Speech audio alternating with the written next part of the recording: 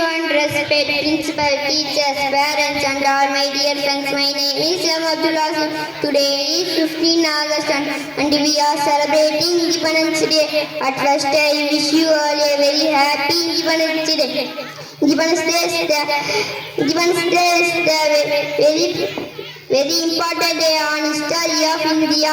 India got freedom on 15 August 1947 from the British rule. Independence Day is the national festival of country.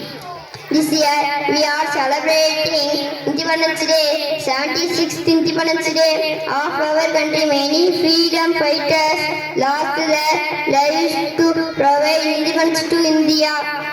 This remains as the sacrifices of our great freedom fighters. This teaches us the power of unity. We have this national flag on this day. We sing national anthem, Jana Gana Mana. I love my country very much. I am proud to be Indian.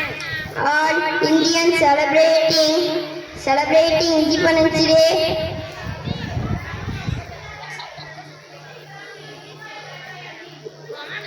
Thank you.